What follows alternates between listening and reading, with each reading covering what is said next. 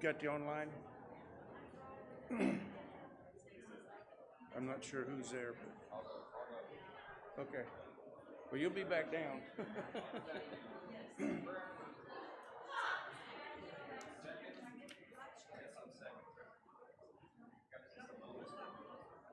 It's got the right numbers on it. The first one didn't have it.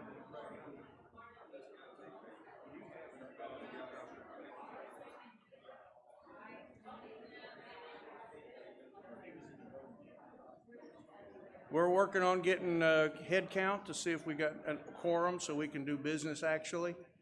We'll be updating if we don't have a quorum, but we're looking for, our current membership at Zion right now is 395. We need 25% for a quorum, so we need 99 people. So we're doing the counting. Okay, I just got the thumbs up. It looks like we got it. So I'd like to call a meeting to order today of Zion Congregation. Hopefully you've had a chance to read the packets. We're not going to read all our items through till we get to the end with the steeple plan. So in the packet today, we've got the secretary's report from the annual meeting. Has everybody had a chance to review that? And are there any questions or comments?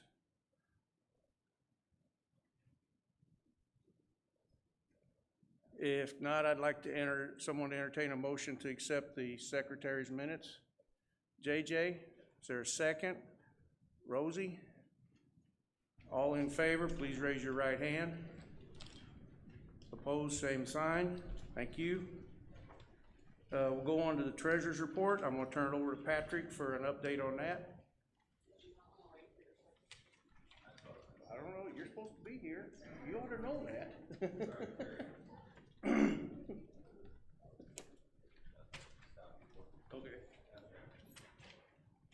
Ready. All right, Andrew, you ready? Okay, we'll give you a minute. We might roll it back to make sure we know who motioned and seconded on that, although it'll be on the recording, so. JJ and Rosie? Okay.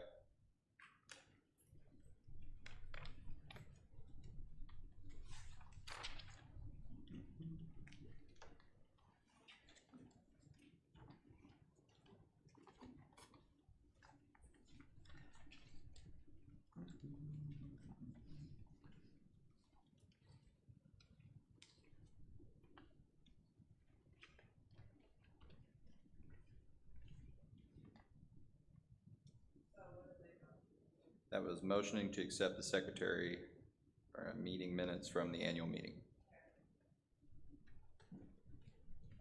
It was JJ and Rosie. Okay. You ready to rock? All right. Everybody's got the financial statements, hopefully in your packets. A couple things I want to point out. I did pull some numbers. I always like the comparative numbers for last year to look at and see where we compare to the previous year. That is not in your packets, but I'll say a few things from there. Just in general, for 2025 so far, we are at 281, 391 in total income from all funds. That's split up amongst a number of different things. A couple things I'll point out. Regular offering compared to last year, we have 88,201 for 2025 compared to 93,404 last year. So we were tracking behind. I did want to point out that's all caught up at the end of July. We just had our July meeting, so we're actually on track even with last year for regular offering up to that point. So no concern there at that point. Not a lot of other huge changes there. The designated benevolences, again, it's a little lower than it was last year. We had given away a little bit more money at about 1,000, but we did catch that up quite a bit in July as well. So I know I'm giving you some July numbers here, but a lot of that's caught up. So income-wise, we were again tracking at about 99,000 last year compared to about 94,000 for the general fund income. Most of that was regular offering, and that is caught up again in July. So we're tracking pretty close on an income standpoint. A couple other things to point out on the fund balances below. There's been quite a bit of shifts last year. So as you guys know, we have the solar project that was mostly last year, funded last year and went through. So general fund balance is about $40,000 lower, which is about what we took and put in for the first payment for the solar project. The building fund is also significantly higher at the end of June this year because of several items. We had final amounts brought in for the solar project. In addition, we had a very large donation from Ron McLaren's estate. It was like $50,000 that the council determined to put in there. That was about the time that we had the damage to the steeple and other things like that, and we thought it would be best to put it in the building fund, knowing that we're going to have capital projects like that coming up, the steeple project, the damage to the Sunday school roof, things like that. So that balance looks very large. Again, I'll give you that after we made the last solar payment, that balance went down to about $57,000, which is where it's sitting at the end of July now. And again, a lot of that is in there in anticipation of spending on future capital projects, which we'll talk about later. Not a lot of shifting. I will mention the memorial funds. I think council's been pushing quite a bit more towards using more of those memorial funds that have been around for quite a while. So you've probably seen that in notes and Voice of Zion, things like that. We're trying to utilize some of those funds.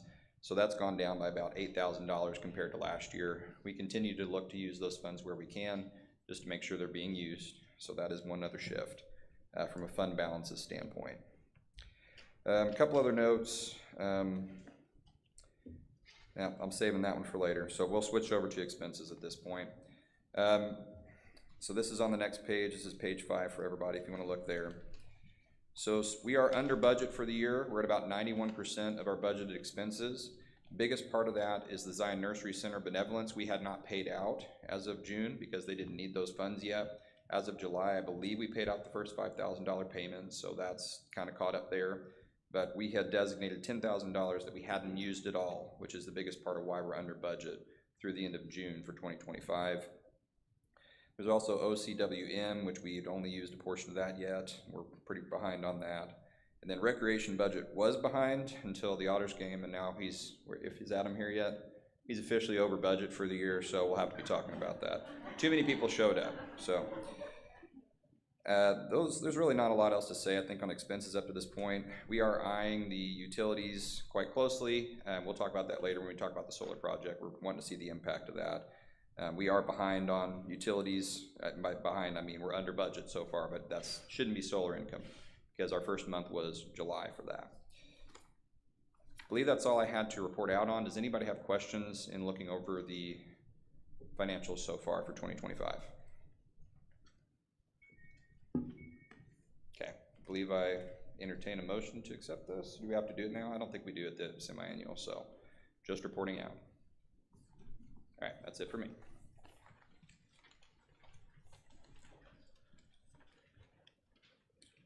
I guess that's really not a true quantitative report, but can we get a motion to approve the treasurer's report, please? Irma, second. Larry Draghi. All those in favor, please raise your right hand. All opposed, same sign. Thank you very much. Next topic I've got here is the mental health initiative update. Everybody's read that, and here comes Lauren.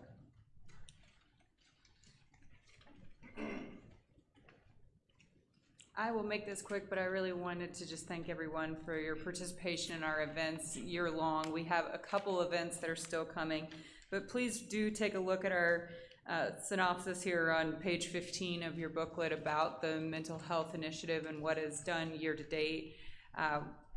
Beyond these events as well, we've also had a lot of learning, a lot of opportunities to build community and to build on our main goal and the awareness for mental health and what that means for our community. And one of the things that's mentioned in here, but another output, something we see coming is a kind of amalgamation of all the projects we've been working on. We had our suicide prevention workshop early this spring, and then the council took a field trip one evening out to see where the solar field was going to be, and there was discussion about some unmarked graves that are at the corner of the cemetery that was actually written in that our bylaws state that folks that die by suicide weren't allowed to be buried anywhere else in the cemetery but an unmarked grave in a specific location. So this really generated a lot of conversation amongst our group in the mental health initiative, and we wrote a letter, and we have some ongoing activity to try and change that and try and change the perceptions and the way that we as a community address families that are grieving.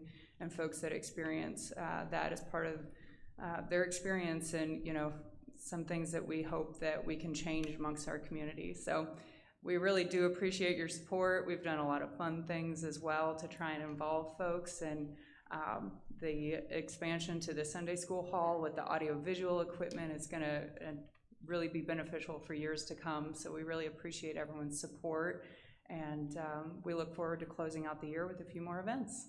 Thank you. Thank you, Lauren. At this time, I'm gonna turn it over to Larry Draghi with the Cemetery Committee and let them take care of the business they need to.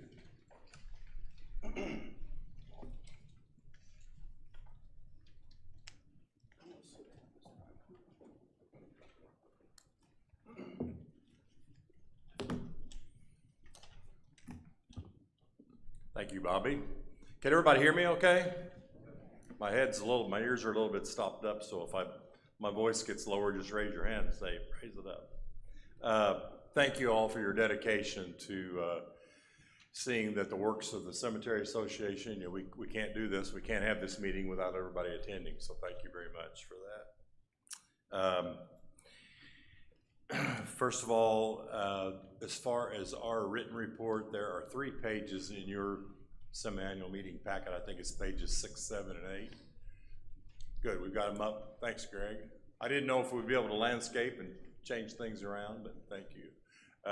So we'll refer, I'm not going to go into these in detail, but we will refer to them a couple times here in the next few minutes. Minutes from our 2024 meeting are in this packet. We're not going to cover those. Nancy Dugan submitted those. If you have any questions, bring them up to one of us, but if not, they'll be approved as read. The financial report, again, I'm not going to cover it in detail. If you want to bring it up, Greg, I'll make a couple references to, Russell's out of town, so I'm filling in. He sent me some notes, and I'm going to reflect some of the notes that he shared with me. Mainly on, if you look at the beginning balance on your handout from June the 29th of 24, $394,242.60. Financial investments have been pretty good this year. I'm happy to report that we had, even with the expenses of some of the projects that we completed, we still increased our balance by 3.5% to 400. As you see at the bottom there, the total $407,958. So pretty happy with the fact that we were able to, even though we took on some pretty good sizable projects, that we were able to build our fund by another 3.5%. So good news there with investments. You can see at the bottom all of we have a portion of our funds through an investment person, and then we have some in CDs. So it's kind of a combination. We did that a few years ago. So we're invested in both laddered CDs, as you see the maturity dates, as well as some investment funds. So any questions about that? I think Donna Hardy, Donna, I don't see you. Thank you for doing the audit. Audit's been submitted and approved by Donna, so thank you for doing that on our financials. Any questions on financials? Thank you. I'll move into old business, and I just have a couple highlights. These are some projects that we have started, not completed yet, as Lauren mentioned a while ago. We had actually started rewriting these articles of associations. It's an ongoing project, but it's amazing how wording from back in 1921, when they were written, how much things can change, and there's a lot of wording in there. One of the things that Nancy and I laugh about, Nancy is really, according to the Articles of Association, Nancy Dugan is not able to be a person as an officer because she's a woman.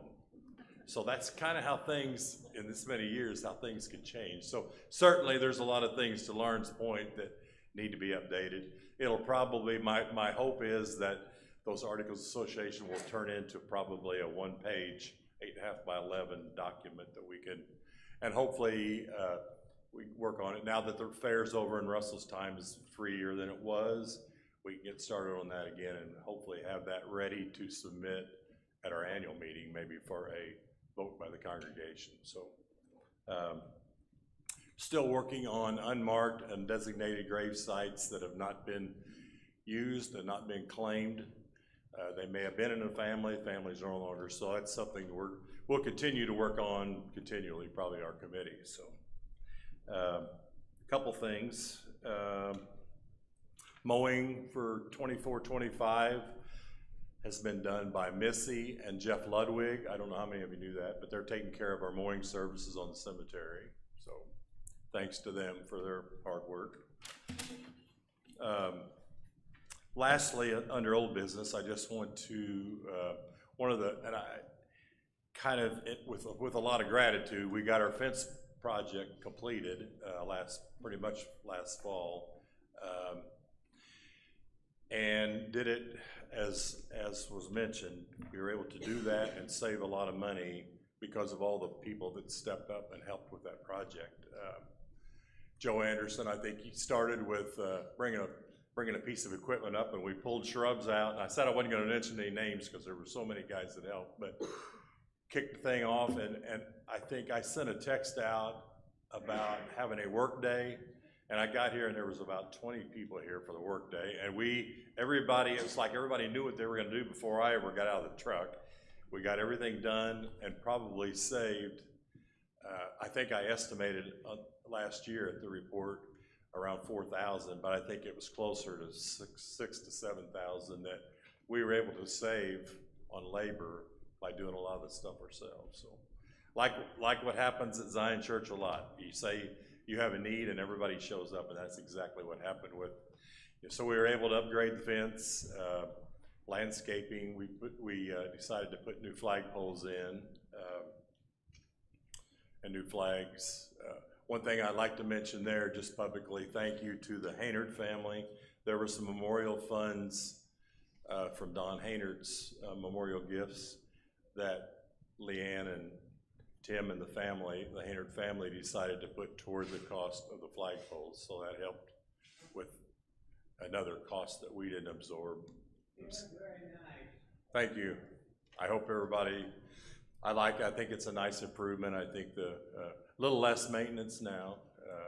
So still got a few places of dirt and rock to filter in, but that'll go with time. So glad to get that all done. Moving on now to new business. I just have really one item, and that is the election. Every year there's an election of one of the three officers that are on our committee. This year, as it so happens, it's Russell Rare's position as treasurer that we need to nominate and approve this morning. So I'd like to get that done. I have spoken with Russell, and Russell did state that he is interested in continuing his work with us on the cemetery committee, if nominated. So at this time, I'll open the floor up for nominations. JJ, is there a second? I don't know if we have to second nominations, but Carolyn, move with yours down. Can I have a nomination to close the? I move nomination to close. Norman? Second? Rosie? I got my glasses. Is that you back there? I think it is. Yeah, Rosie. Thank you. All those in favor of accepting the nomination of Russell Rare, please raise your right hand. Opposed, same sign. Thank you very much. Russell, if you're listening, congratulations. Thank you for the help. I'm sure he is, wherever he's at. That's about all that I, before we adjourn, just some thank yous. Tim and Kyle Haynard provided our grave opening and closing services again this year. Thank you to them. Of course, the Ludwigs for the mowing services that they've done. And last but not least, all of you, and I look around and I see all your faces that came up that day, and that was a tremendous help with getting the fence project done. So, as always, thank you. Any questions? Thank you very much.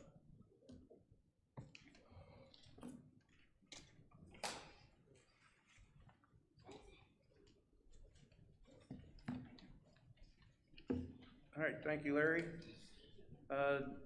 Next report we have is the endowment report from Mr. Cook.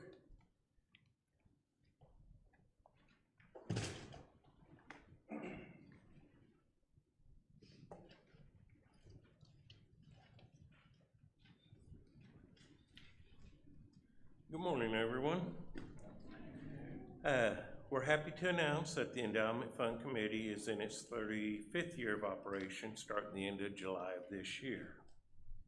Our fiscal year is July 1, 2024 through June 30th of 2025.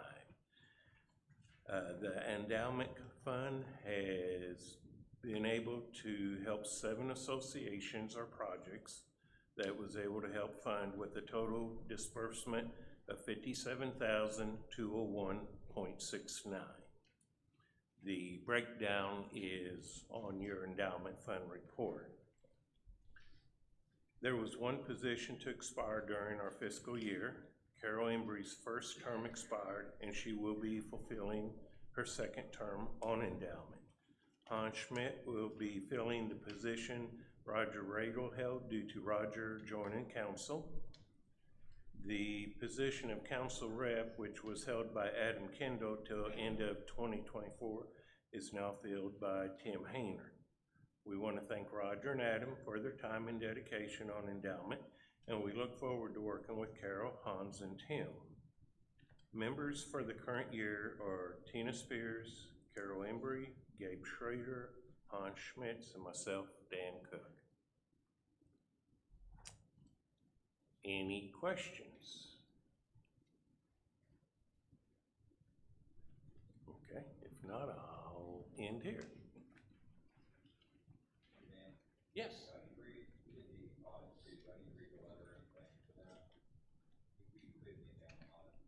Okay, probably Tina will handle that. Do it before or after? Okay. You get a bonus reading from me here. All right, so I was asked to complete the endowment audit along with Brian Crace again this year. We did complete that audit, and I will read the letter. We conducted a limited examination of the records of the treasurer of Zion Lippe UCC Endowment Fund for the period of July 1st, 24 through June 30th, 2025. The examination consisted of the following. A sample of monthly income was compared to investment statements. A sample of expenses and distributions was compared to investment statements. Actual distributions were compared to the approved amounts. We also checked the cash balances, beginning and ending cash balances to make sure they tied.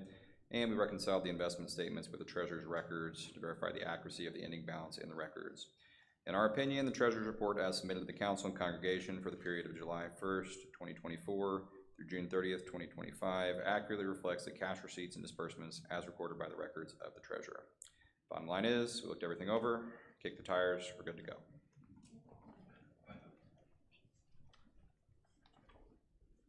Thank you, Patrick and Brian. Appreciate it.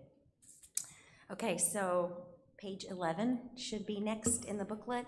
So income statement for the endowment fund. At the top, you'll see income, then goes to expenses. So net income, we ended the fiscal year at $45,243.94.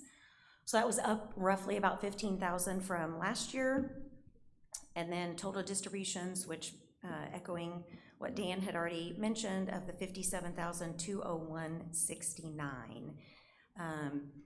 Right above that, you'll see by category. So just a brief reminder, so the endowment fund basically is broken down into 3 categories. C2B1, which we utilize for local church or ongoing mission. C2B2 is wider mission. And then C2B3 is basically the combination of 1 and 2, except for building or capital. You'll also see then how much was distributed, the totals for each of those particular categories. And then on the previous report from Dan, the majority, roughly not quite 40,000 of that, was our contribution to the solar project. So that also gives a little explanation as to why our distributions were a little bit higher than income than what we've had in the past. Also, just a brief reminder, so back in 2021, The previous group changed the risk posture for the portfolio to 70-30, so a basic growth posture. We had been prior to that and prior to my time at 80-20, and so they felt in 2021 we took that back to 70-30. So you'll see then if we go to the next page, page 12, the balance sheet. As part of that, at the top under the assets, as a committee, we did decide to kind of continue having some funds separate in a certificate of deposit. And you'll have, there's notation at the bottom of that showing that it's currently in an 11-month CD at 4.20%, but that is also part of just our risk of being able to have some funds completely separate from the endowment portfolio that's housed at Fifth Third. So I won't go into huge detail on this. Obviously, you can see the total assets at the top. We always try to break it down into the two columns, a cost value column and the market, so that we're always looking at both things. So basically on a cash basis, and then market value as to what it is as of that day. So these numbers are at the end of June 30 of 2025. So then you'll see kind of the middle, total liabilities and capital, cost value at that 923, 939.23, and then market value of a little bit under the 1.4 million. So the fund itself continues to do well. Kudos to all of those Zion members that started the endowment way back when, and the contributions that we continue to get to the fund as well.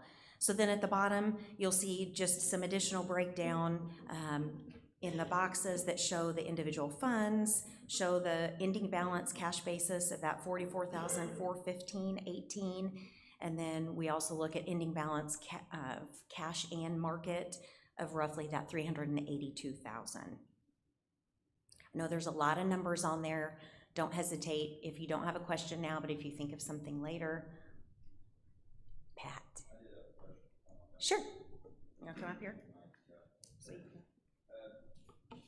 Just curious about the minus reserve. I don't know, it looks like it's 25% of cash and market value. What's that set aside for?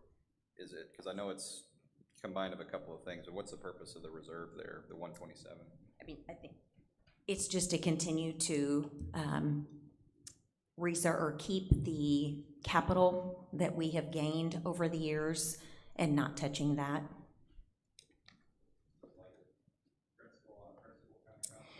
Well, it's taking just that 25% of the numbers above and just keeping it set aside as an additional reserve for us of the line above that. So we break it down by each of the C2, 2, and 3. So the line above that's ending balance, cash, and market, that 506, I mean, it's literally just taking that 25% and pulling that aside as just an additional reserve. Oh, yeah.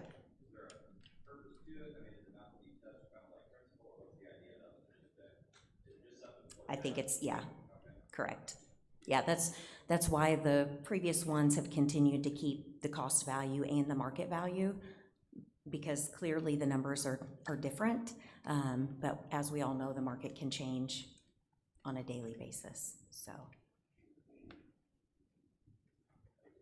Yes? There was a question at the council meeting about like the 44,415 and the 382,132. Each of those say, look at these when considering. Funding request? Yeah. Yes. Which one should people look at, and why do they say look at 44? Why do you say look at 44 and look at 382? So again, that kind of just goes back to the 44 is the number that we would have basically in cash that we could utilize as of June 30. The other number is based on what the market is as of that day as well. But the reason we utilize both is because the cash is really the only number that's true for that specific time, knowing that the market could potentially crash the next day. So we show both of those just so that we also have an understanding of if the market continues, then obviously the 382 number is there as well. But the 44, if you remember, it goes back to, we also start at the retained earnings from the previous year. So that's that 56,372.93 under the boxes. So that's the retained earnings that we always start each fiscal year. So like next year, that 44,415 is what's gonna go in the top of this box for each of those individual funds. And we're basically gonna get a fourth that goes under C2B1, half C2B2, and a fourth C2B3.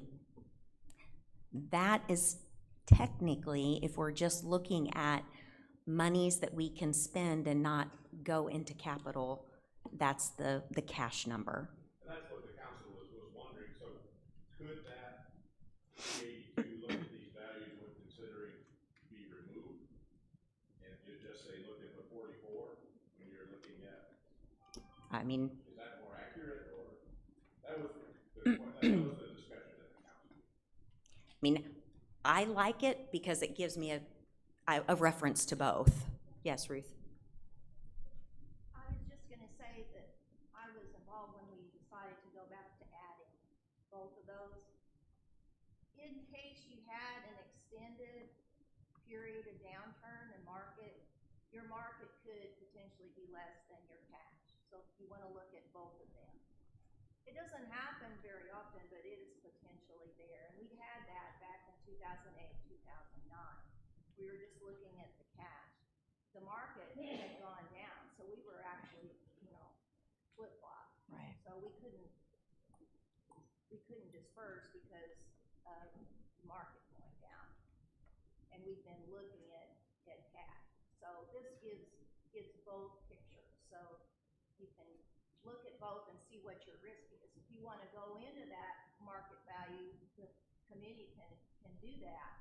And so when they sell assets and recoup the interest, the earnings, then that goes into cash, and they know that's money that you've got. So.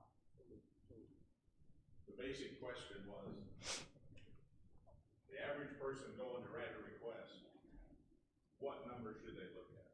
So if Chris is coming in to write, I'm coming up to get a mic, because they're asking me to get a mic, everybody that's on. Okay. We won't start it until. If the average person is wanting to write a request to the endowment, what numbers should they look at?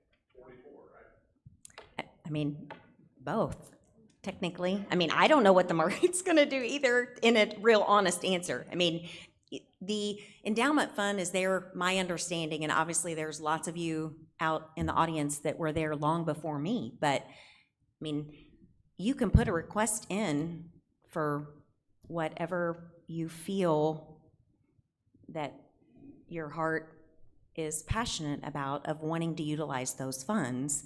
We're just asking, because we show both of those numbers, so that you also understand there's a big difference between the technical cash balance of what we have on that day and the market value balance. So that then, as a committee, that's kind of on us on the crystal ball to figure out how things are dispersed at that point. So I don't really feel like I should say one number or the other, because there could be things that, as a congregation or as the endowment committee, some years that we really feel passionate about spending or dispersing monies above that 44 number. So I guess I don't want to hinder someone from thinking they have to look at a certain number, but I'm clearly not an investment person, so I also don't feel comfortable not encouraging you to look at both, to just try to also help you understand that that's what we're doing. We're looking at both of those numbers as well to try to give us a continued gauge on how the fund is gonna go. Yes.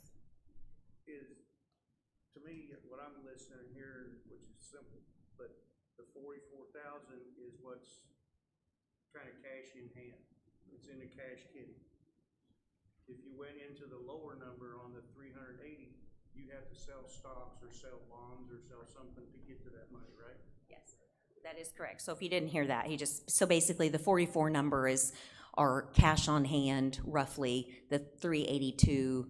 If we get into that, then our investment advisor is going to be selling something to make up for that.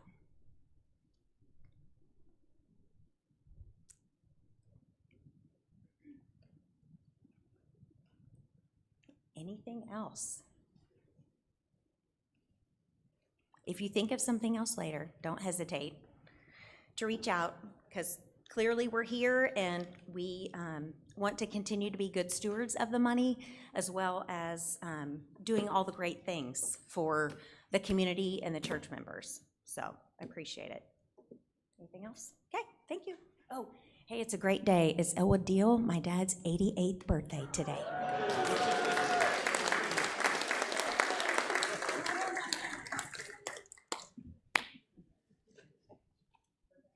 All right.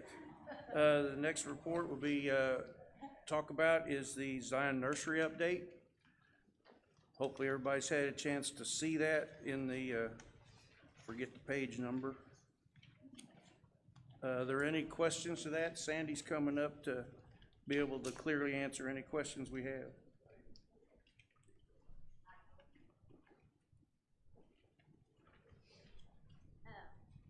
So, basically, here we go. Everybody's been taller than me. Basically, we are in the hunt for a new director for ZNC if we want it to continue past the 26-27 school year. I've done it for 11 years, basically with 8 years of college coming up, Emily getting her driver's license. I need to put my big girl pants on and get a real job, so I can contribute more to the family. So that's where we're kind of at. If we can't get a new director, we would do pre-K for the 26-27 and then disband operations of the nursery center. So that's where we're kind of where we're at this point in time. We were able, with the contribution from the church, we're able to give the staff a little bit of a raise. This past year, my salary rolled over into the staff so that they could get raises. So that helped a little bit. But I will be taking on 3 different jobs this year. I'll be doing director, lead nursery, and pre-K music, so I'll be here every day. And that's a lot. But so if I can get a new director to help take that, that would help a lot. So does anybody have any questions with that? I don't want to take any more time. Ruth? Sandy, what are the local schools doing for preschool? Are they offering preschool or not? A lot of, like, North Elementary has preschool and pre-K. South Terrace just has pre-K. Some of the Mount Vernon schools are starting their own programs as well. We do have lists coming up until like 28, 29, and then I do have like babies that aren't born yet on my list as well. So we do have the kids out there. It's kind of a struggle because the enrollment numbers are dropping just a little bit, but we do have kids that are still interested in the program. So, whenever I get calls, usually it's because they don't want their kids to go a full day all day, or they went to ZNC and they want their kid to go to ZNC. So that's my main driving force right now with that. Does anybody else have questions? Larry? Sandy, is it still stated that the director has to be a member of Zion, or has that been clarified? We have looked through lots and lots of things, and we can't find where it says that anywhere. Now, with the cooperation and collaboration that we do with the church, like making sure things are cleaned up and put away in the basement, making sure I know what's on the calendar so that we can get ready for anything that's coming up, there is a lot of collaboration between. So it would be better if they were a church member. I know we just had a local preschool just cancel this week. They are closing down because they brought somebody else in and basically drain their funds. So I got some calls asking if we had any spots left because they were left high and dry this past week. And I was not going to do that to our families. That's why I'm taking on the extra role this year. So, does anybody else have any questions? Thank you.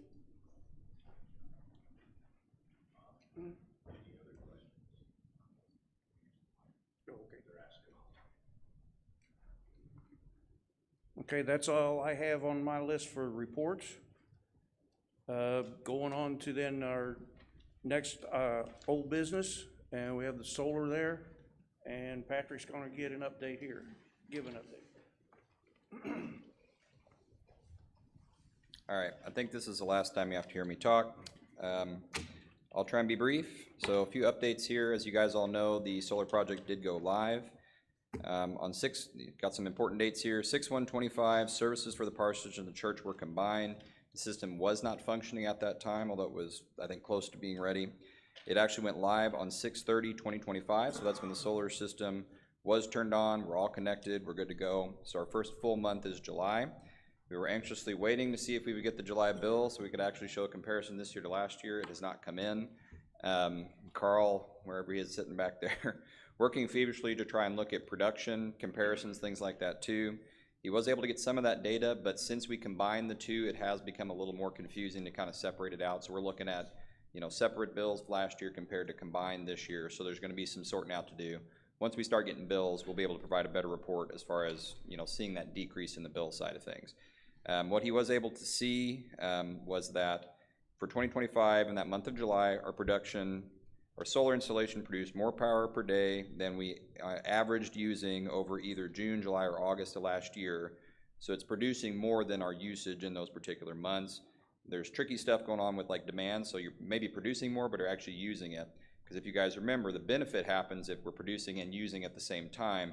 Otherwise, that excess gets fed back into the system. They don't give us full credit for that, right? So still some work to be done. I'm hoping by the annual meeting, we'll have a really good set of data we can use to compare bills, production, things like that. Didn't get our July bill in time, sadly, so we couldn't do a quick comparison of one there. Other comments too, on my end, I've been working, so if you guys recall, part of this project and helping pay for it or to getting something back was you do get, the federal government is still allowing, and with the passage of the new tax bill, still is allowing the projects that were finished in 2025 to get that credit back, or in our case, a direct payment back. So I've been working through the process, getting our numbers and everything set up to get that direct payment back, which for us, at the 30% credit level, I say credit, it's actually payment back. It's about $37,000 that we'll get back from federal government once we do our filings. We also should be eligible for another $12,000 for a total of $49,600 that we'll get back as part of the project. So that's roughly, that's 40% or so of the project that we'll get back as a payment from the federal government. So I did, and I hadn't even told the council this because it wasn't all the way through, but I looked this morning. We did get our number that we need, our pre-registration number. So then in 2026, I will file a tax return for the church to claim that payment back, and we should get it sometime in 2026 is the timing of that and when that will occur. It should be around $49,600 is what we'll end up getting back for that. So that's all I've got to report at this point. Any questions? Okay, thank you. All right, now we'll go on to our, and is there any other old business? I'm supposed to ask that first. I don't know of any, but that's where we're at right now. New business, storm damage is our big topic there. Roger's got the update for it from our insurance and what they're paying, and we'll talk about that first thing here.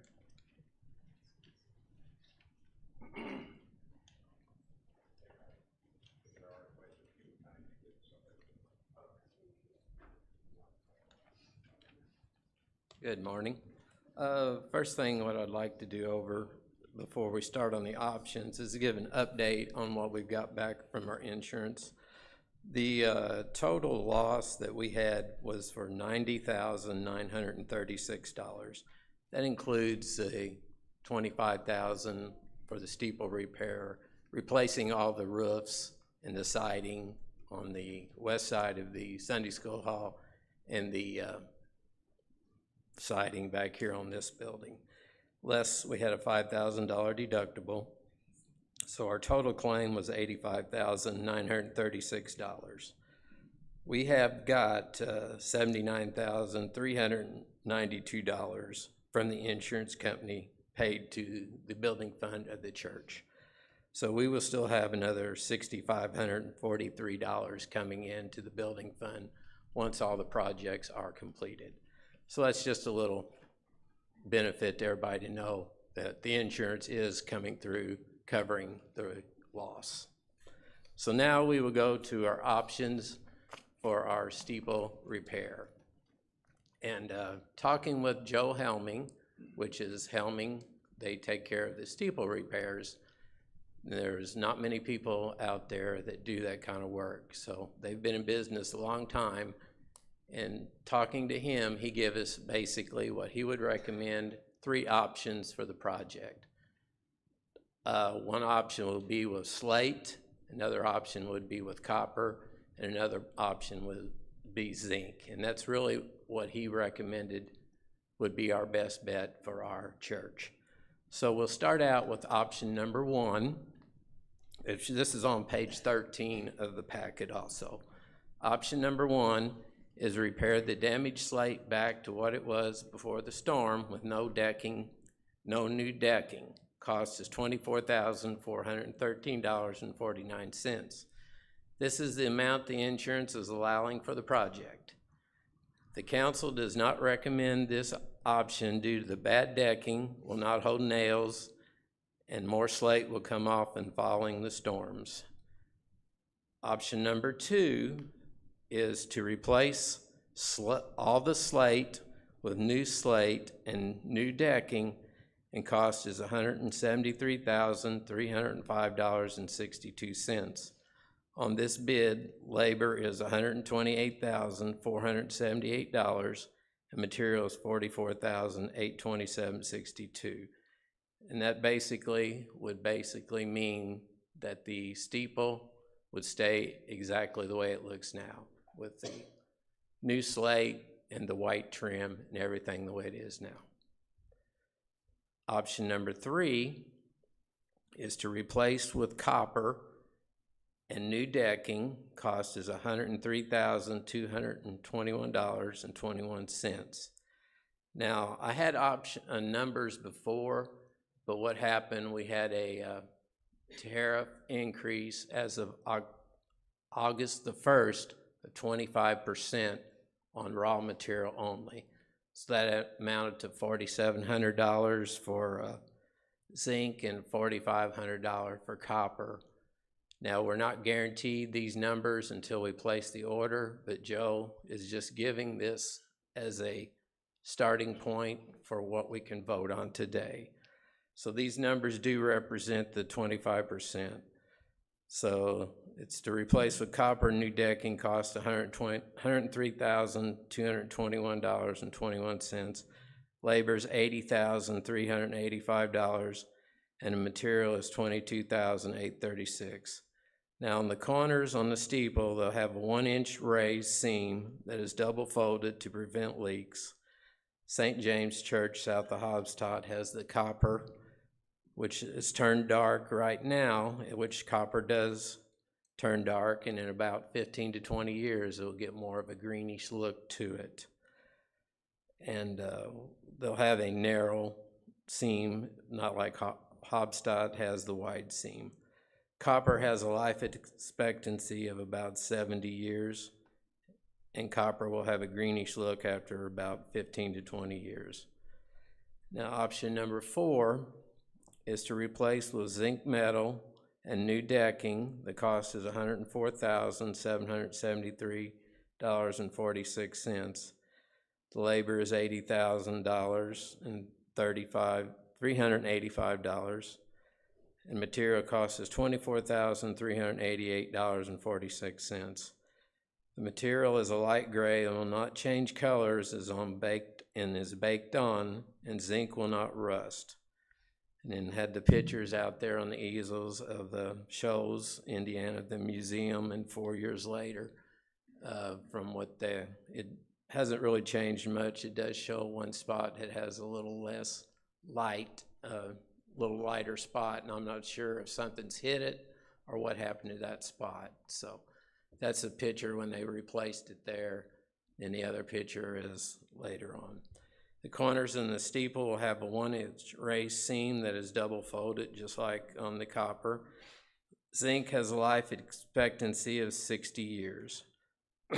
On the 3 decking replacements, decking will be 3/4-inch plywood, and that's what Joe says they use on other projects now. And the zinc will be 20-gauge material. And one last note here, this is not included in the price, but to paint the wood up on the steeple and the louvers and the metal out here and the gutters from hail damage is right out as $11,000, and the insurance has agreed to pay half of that cost. So we will still have another $5,000 once this is all done to finish all the projects. Yes? That's what I don't know that for sure, but it has to, it's whatever the sample is out there. He didn't tell me what gauge that was. And then they will be stamped also, just like the samples are out there. Larry? Roger, why did the insurance only pay 50% when it was a loss? Did they say it was already damaged before? Well, because the hail actually only hit the south and the west side of the steeple up there. So that's what our claim was based on hail damage, and the other 2 sides did not get hit, and that's why he agreed to the 50%. I tried to get more. I was just lucky to get the 50%. Yeah, right. And that's why we got the bid to redo it all, just not half of it. Yes?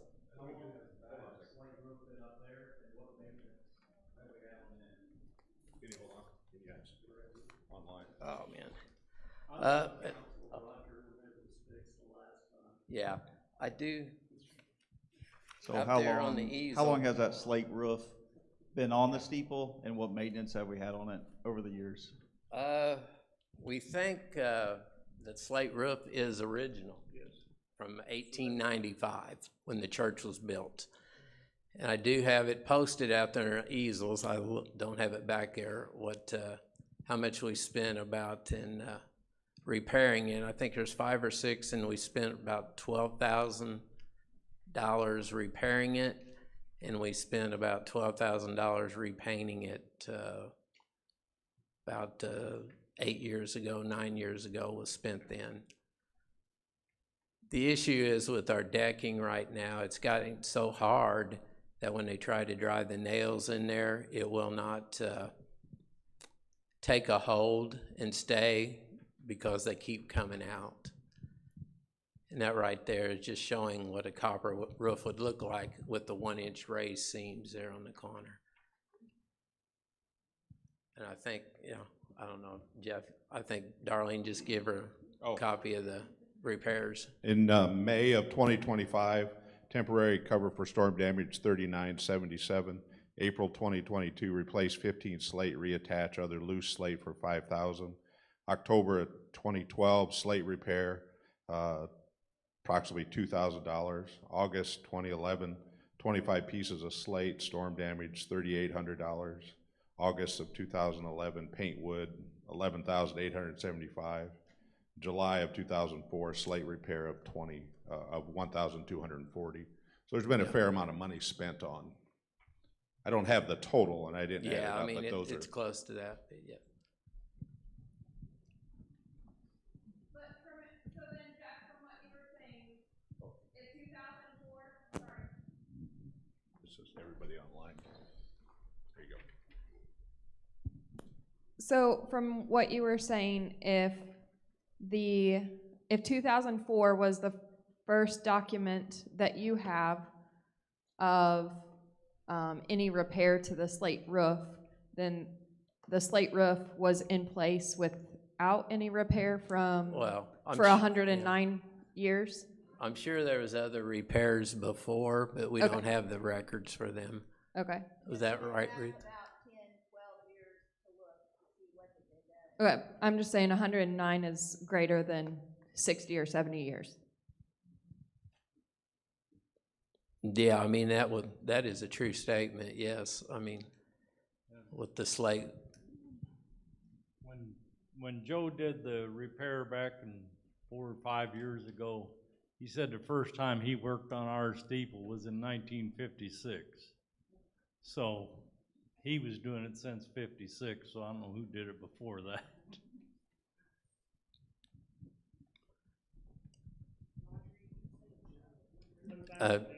Joe Helming is the one that owns Helming Construction. I would like to note that all these repairs we're talking about to the slate is actually 90% due to the underlayment and not the slate actually failing. It's the nails that hold the slate in. Yes. Yeah. Just so people Yeah, are I mean, aware yeah, that no, that I mean, damage is the not slate failed. actually has life expectancy, they say, of 200 years, as long as you can hold it up there and not come down, yes.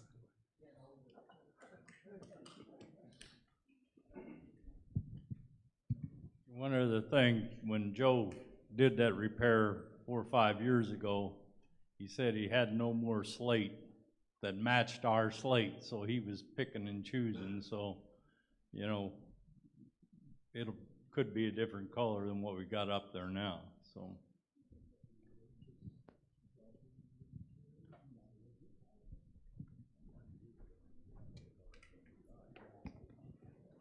Are the figures quoted for the repair on that, is that before or after insurance adjustment? To repair it, the $24,413 on option one? No, I'm talking about the total cost of replacement.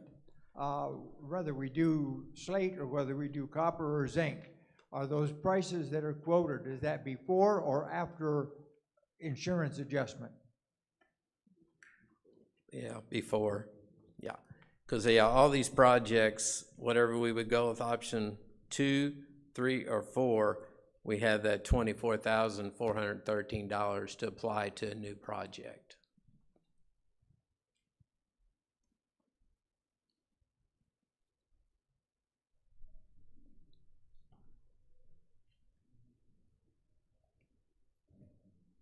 Yeah. Yeah, I mean, Patrick wants to come up. I know, I lied, I'm back up again. There is a note here for financing options. So we had talked about some of this at the council meeting on Tuesday as well, and this kind of goes to your question of like, where's the money gonna come from, which is kind of the thought process. So we did have, when we looked at it, likely with what we have now for, if we were to go with like option 3 or 4, with what we have in building fund now, with what we anticipate getting back from the solar project, you know, direct payment back, things like that, along with other funding sources, we likely have enough to really do option 3 or 4 without any kind of fundraiser or anything like that. We do anticipate like reaching out to endowment for some portion of this, and probably under any option, we'd probably have an endowment funding component as well. Option 2 is probably still would require some kind of a campaign or something like to bring funds together, like congregation wise. They're likely, I will say, from a financial standpoint, we can fund any of these options, I would say. It's just there would probably be more fundraising type efforts that would be done under option 2 rather than option 3 or 4, because we do, as long as we get the payment back from the government related to solar, we likely have enough from that to cover the option 3 or 4 without needing to do any additional substantive fundraising beyond that. So that's our thought process currently. You know, obviously with whatever option we get to, that's the council will determine and figure out the best way going about raising funds for that. But that's kind of what our thought process was as of Tuesday. And as I understand it, I think endowment's already kind of had in their head, there probably will, you know, be some requests coming through at some point relating to that.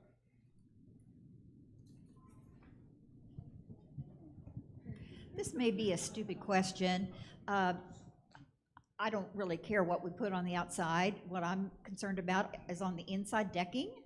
And in the options that we have, this is all gonna be the same decking, right? As long Yes. as it's a good quality Yes, decking. yes. 3/4 inch plywood is what they use for all their new projects that they do, all right. yes, Thank you. yes.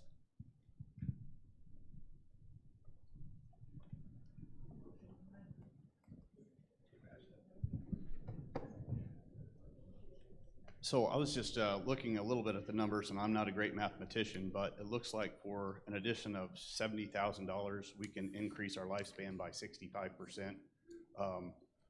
you know, that just kind of struck me as being pretty remarkable. I know it's the most expensive option, but whenever we've been talking a lot about investments today, I mean, I'd really like to see something that's historically accurate, that's along with our church. I mean, I'm hoping that my great-grandkids will be coming here.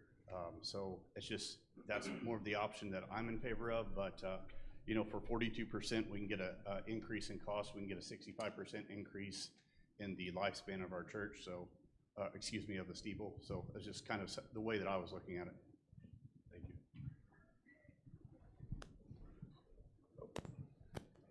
you. I'm looking at it just a little bit differently. I'm not looking at the life expectancy of slate. I'm looking at the life expectancy of 3/4 inch plywood, because that seems to be our limiting factor for option 1 right now. I know slate would last 200 years, but it wouldn't last 200 years necessarily on the steeple. It would fall to the ground in these storms that we keep getting over time. So that's kind of where I'm at.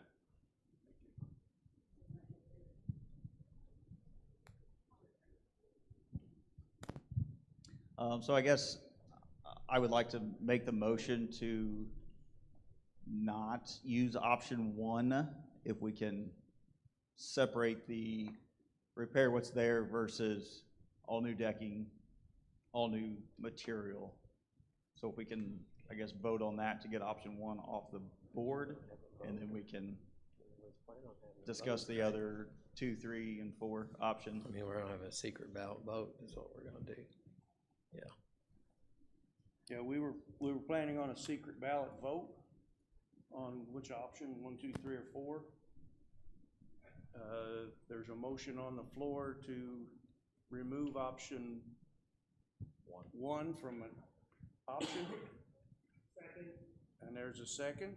Is there any further discussion on this motion?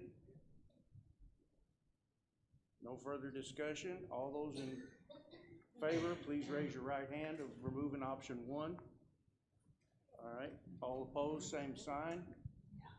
Okay, we made an advancement, thank you. We're down to 3, okay? We're down to 3 options, so, yeah. And our intent was that we should do a secret ballot, and we'll get the, if we can entertain a motion to conduct a ballot vote. Yeah, question. Do we have any numbers on the repair costs of the zinc and copper? Future repairs? Yes. I have no idea. Yeah, don't have any on repair costs, no. I mean, it's just like, it depends on how, I guess, how bad the storms could be, potentially, but that's what they say by the double folding on the corners, that the steeple guy says that's the best way to hold it up there. So. Does the committee have a recommendation? Well, we didn't have a committee, but in the congregation, or the council, we didn't have a recommendation, but the council voted, and we determined that the zinc was the one we were suggesting. But that was just, that's a suggestion, that's just what we thought. And then whatever the congregation decides, and then the money factor was an issue. We wasn't wanting to request that much money, but if the council, the church wants to go with it, we will. Roger and Bobby, I don't know, I'm not familiar enough with it, but the church at St. Francis in Poseyville the steeple got replaced within a couple of years ago. I believe they replaced that with a zinc metal. That steeple was never copper colored after it was installed, so I'm assuming, but honestly, when and anybody who drove by the church, you really wouldn't be able to tell whether there was zinc or slate on that steeple. It looks so much like what was there before that I don't know that anybody could really honestly from the ground tell. The one thing you'll lose with this, with the zinc, is the white trim on the corners. And that's one thing you will definitely lose on it. Now, how much that improves the aesthetics looks of what we have, I don't know. I was curious on the life expectancies that you put up there. Is that more like a warranty period, or I mean, I'm just wondering because I mean, I know like as far as like metal roofing goes, I know they generally say like 50 years or something, but I mean, my father-in-law has the same metal roof he had on his house 120 years ago when the house was built. So Right. This is just what the Joe, the contractor, give the recommendation for life expectancy. 200 for slate, 70 for copper, and 60 for zinc. Guys, was there any discussion around the weight difference between slate and the other two options, the metal, the copper, and zinc? No, but whenever you pick up one piece of slate, it's got a lot of weight to it. So I'm sure we have a lot more weight up there with slate than what you would with the other two. I don't know exactly to put a number, but I would maybe say at least a fourth less weight, possibly. I don't know. You're kind of shaking your head, Terry. Do you kind of agree with that, or on the weight factor, a good estimate? Okay.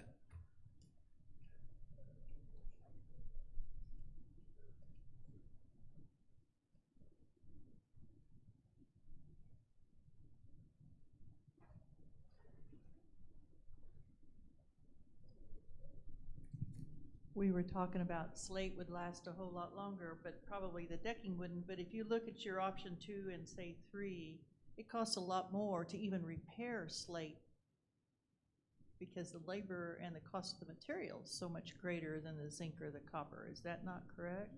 So even if you're going to repair, it sounds like from 1895 to 1950 something, if you're repairing it in that period of time, you're still going to be paying a lot more for the slate to maintain it, even if you don't put a new steeple on at that point.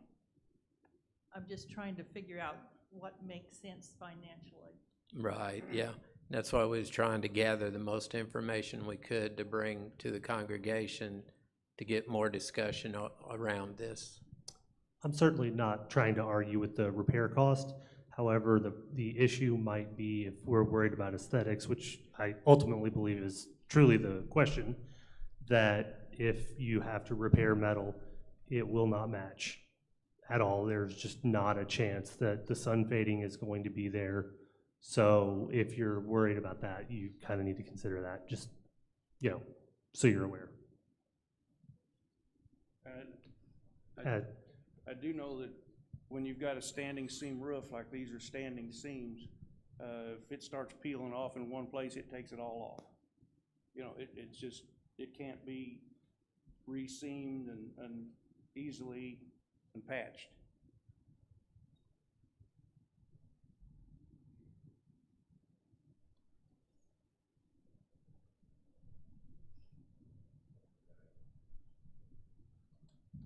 Any other thoughts?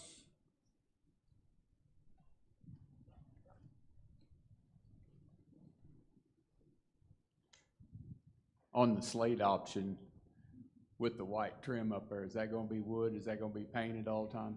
That white trim is actually aluminum.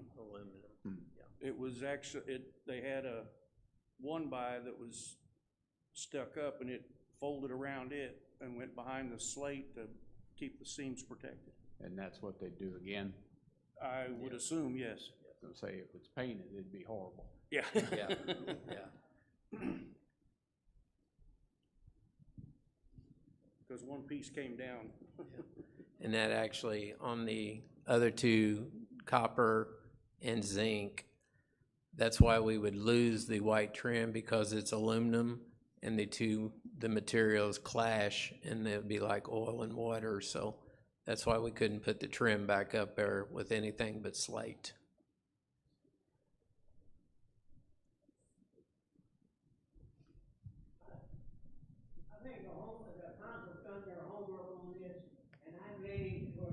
Number 4. You like 4? Yes, I think it would be if it's steeple, we would go with some of that other stuff that's gonna change colors. That don't look like Zion Church.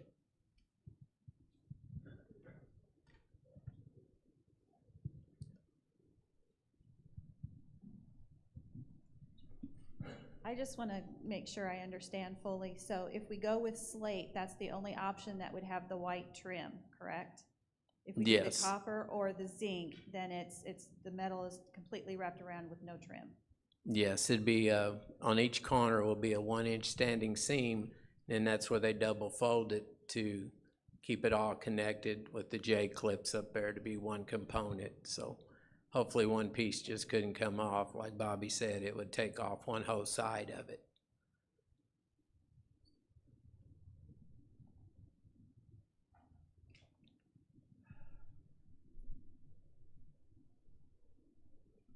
Okay. Where do we go from here?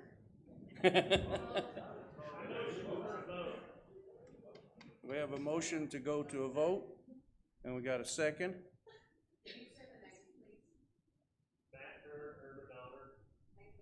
Thank you for the help. All right, based on that, does everybody else agree that we need to go ahead and have a vote and see where we end up? Yes. Yes, okay. We're gonna pass out some ballots here. And that's for 2, 3, and 4. We're not changing the numbers, correct? We Yes. removed option Yeah. number 3 or 2, 4. 2 will be slate, 3 would be copper, 4 will be zinc.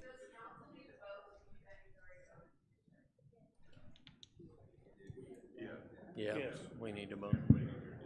Everybody, Well, I mean, it wouldn't be, yeah, what if our vote changed? yeah, I need to vote, we need to vote. Yeah, go ahead. Okay.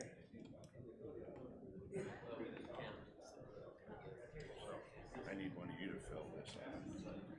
To fill what it means.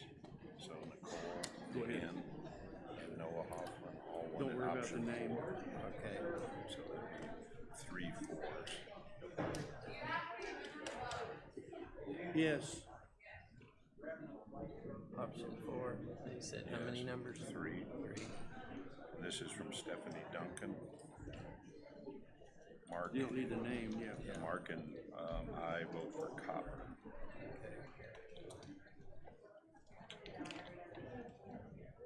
Option 3. Number 2? Maybe 2. Okay. And when I get some of the online numbers, I'll let you know. But those were messages I received, and the Hoffmans had to leave, so they gave me their votes. Okay. Thank you, sir. Yes. I'll go get.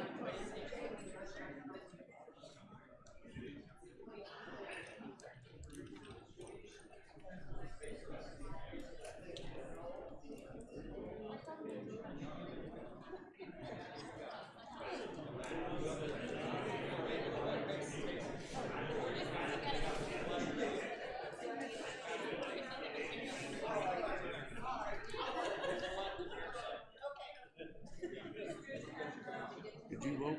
Yeah. I had another page, I must have got it mixed in with the. What's that? I had my page I was reading off of, I lost it. I don't know what I did with it.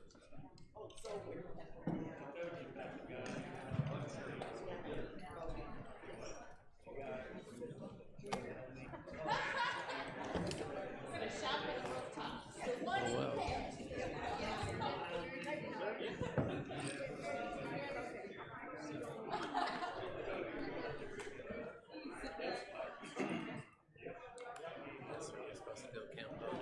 Yep, somebody needs to, yeah. Yep. Okay.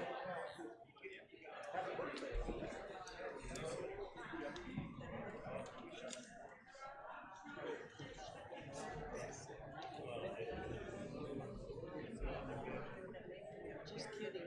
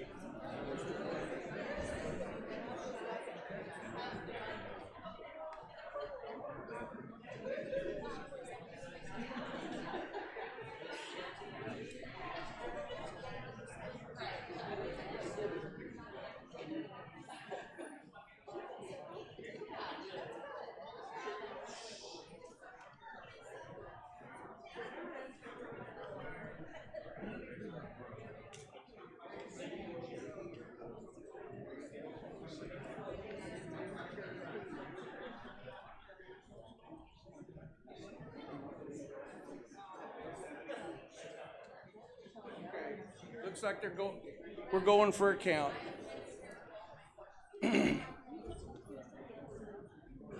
Oh. Did we get everyone's ballot back in? Okay. I tried to get Sandy to come up and sing for us, but she didn't want to. And I was gonna try it, but I didn't bring my bucket to carry the tune in, so we're not gonna do that. Hopefully it won't take just a minute here.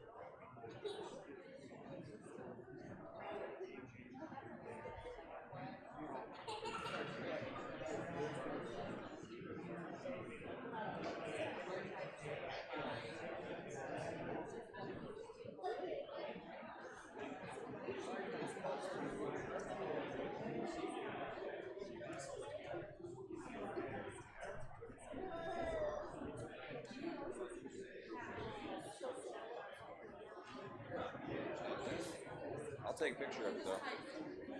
I'll text you. I'll text you. All right. Go ahead. We got an accountant that's gonna give us our results here. All right, we do have the final results in. I guess I'm talking again. All right, option, do have a clear winner, and we do have a majority winner too, which I guess is what we also needed. To not draw it out here, Zinc did win as option 4. The Zinc option 1, it had 67 votes. Slate was second with 35 votes. Copper was third with 16. That was option 2, was the second, and then option 35 votes. And option 3, Copper, got 16 votes. So total of 118 votes that voted, 67 is over 50%, so it got the majority of the votes.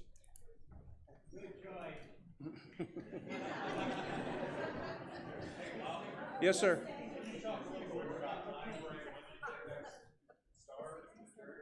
I don't know where Roger's at. He's the one that's had main contact with them.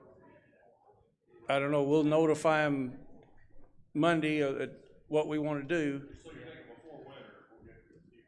I would hope so. I would gladly hope so.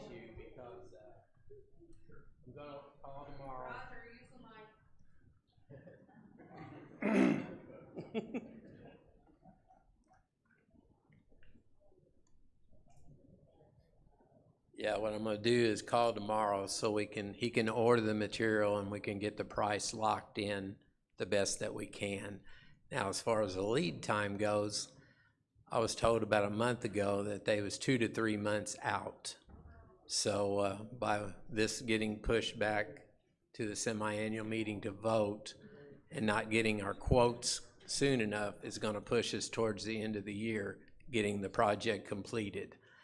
Now, I did talk to the insurance adjuster, and if for some reason we get our steeple done and we can't get our painting done because we want to do our painting after the repair, that they will let us roll it into next year. They will keep our claim open until we can get it painted and repaired up there.